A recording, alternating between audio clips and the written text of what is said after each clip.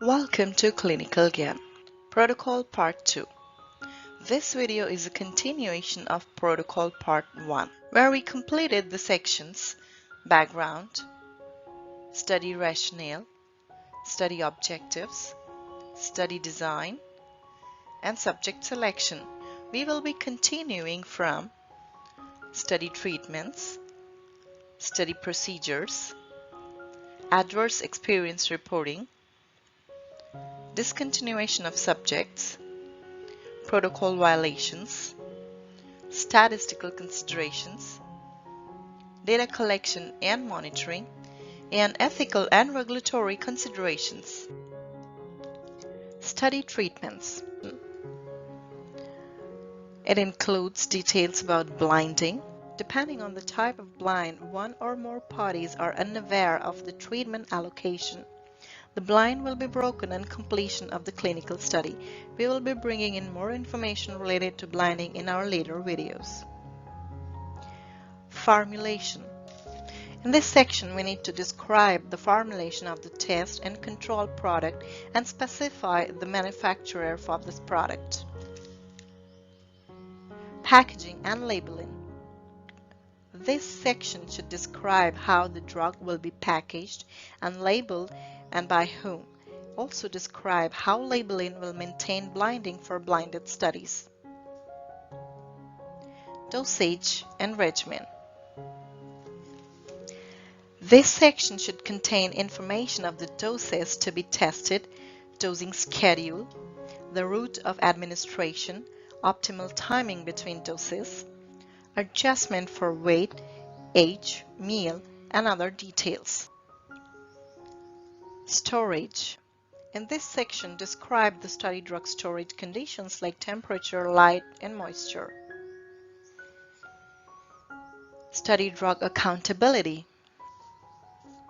The number of study drug dispensed and the drug returned by the subject will be recorded in the Investigational Drug Accountability Record. Measures of treatment compliance.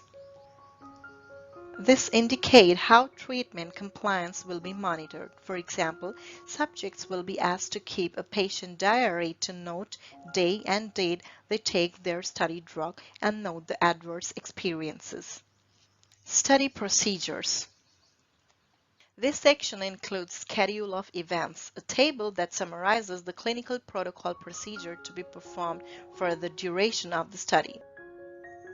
This section describes about all the events which will be occurring over a period of trial. This table forms a basis for development and design of case report form. All the information mentioned in this table goes into the case report form. Study procedures, clinical assessments such as concomitant medications, demographics, medical history, physical examination, vital signs, and adverse events. Concomitant medications mention about the dose, route, unit, frequency of administration, indication, and date of medication. For demographics, date of birth, gender, race will be recorded at screening. For medical history, a history of current disease, other pertinent history, and information regarding underlying disease will be recorded at screening. Physical examination. A complete physical examination will be performed at different visits. Vital signs. Body temperature, blood pressure, pulse, and respirations will be performed after resting for 5 minutes at different visits. Adverse events, duration, severity, grade, outcome, treatment, and relation to study drug will be recorded in this case report form.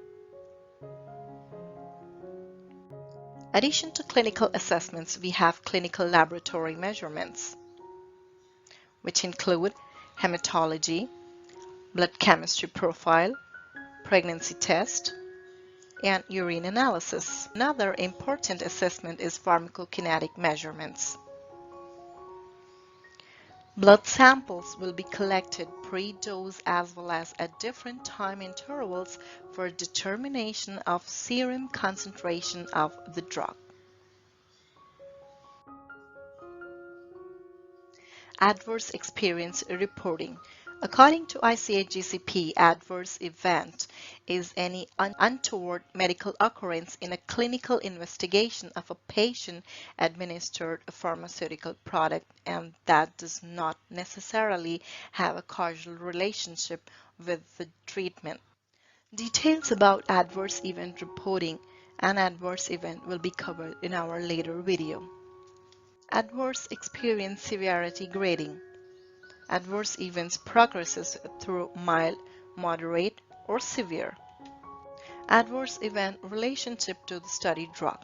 The relationship of adverse event to the study drug should be assessed using the mentioned guidelines. The adverse experience relationship to the drug could be definitely, probably, possibly, or could be totally unrelated. Serious adverse experiences. And serious adverse experience is defined as any adverse event occurring at any dose that results in any of the following outcomes: death or life-threatening adverse experience, inpatient hospitalization or prolongation of existing hospitalization, a persistent or significant disability or incapacity, congenital anomaly, or birth defect. Serious adverse experience reporting. Study sites will document all SAEs that occur, whether or not related to the study drug. The site investigator will report SAE to the IRB or Institutional Review Board or Independent Ethics Committee in accordance with the standard operating procedures. Discontinuation of subjects. Early discontinuation of study drug. A subject may be discontinued from study treatment at any time if the subject, the investigator, or the sponsor feels that it is not in the subject's best interest to continue. The possible reasons could be subject withdrawal of consent, subject is not compliant with study procedures, adverse event that in opinion of the investigator would be in the best interest of subject to discontinue study treatment. Protocol violation requiring discontinuation of study treatment, loss to follow-up, sponsor request for early termination of study, and positive pregnancy test. Protocol violations. A protocol violation occurs when the subject, investigator, or sponsor fails to adhere to significant protocol requirement affecting the inclusion, exclusion, subject safety, and primary endpoint criteria. The possible reasons for protocol violations could be failure to meet inclusion-exclusion criteria, use of prohibited concomitant medication, or failure to comply with good clinical practice GCP guidelines. Statistical considerations. These include data sets analyzed. We need to define which subjects will be included in each analysis, for example, all randomized, all dosed, or all eligible subjects. Demographic and baseline characteristics. Analysis of primary endpoints.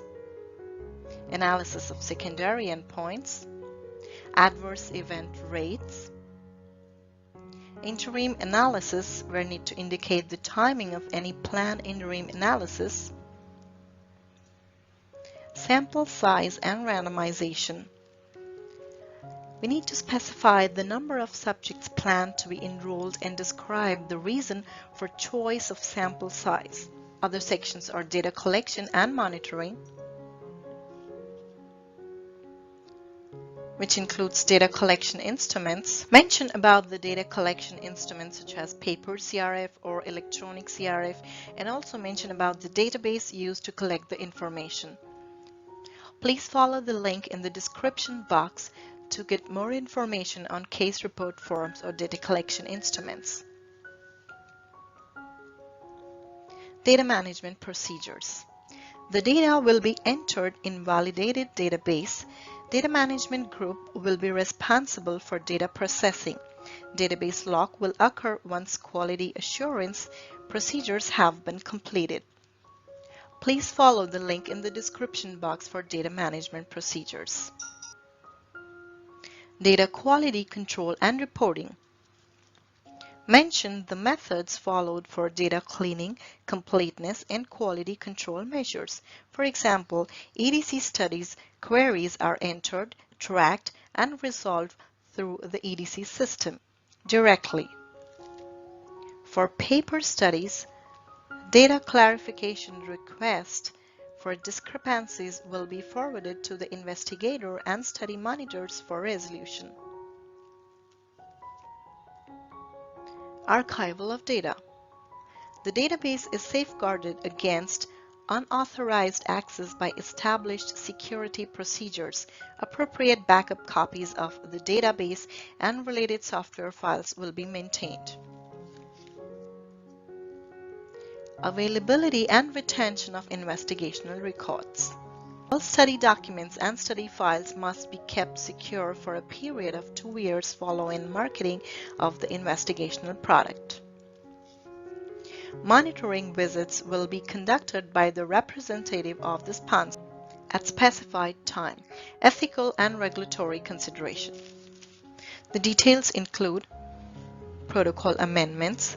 Any amendment to the protocol will be written by the sponsor. Protocol amendments cannot be implemented without prior written IRB or IEC approval.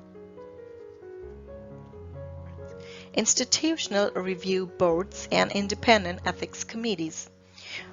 IRB or IEC serves as an independent body that reviews, evaluates, approves, and decides on the scientific and ethical aspects of the clinical trial protocol, as well as the benefits and risks to the study participants. Informed consent form. A properly executed written informed consent will be obtained from each subject prior to entering the subject into the trial. Information should be given in both oral and written form. Subject or their legal representative must be given ample opportunity to inquire about details of the study. Publications. The preparation and submittal for publication of manuscripts containing the study results shall be in accordance with a process determined by mutual written agreement among the study sponsor and participating institutions. Thank you for watching this video. If you like this video, please hit the like button. For queries and suggestions, please mail us at clinicalgyan@gmail.com. Thank you.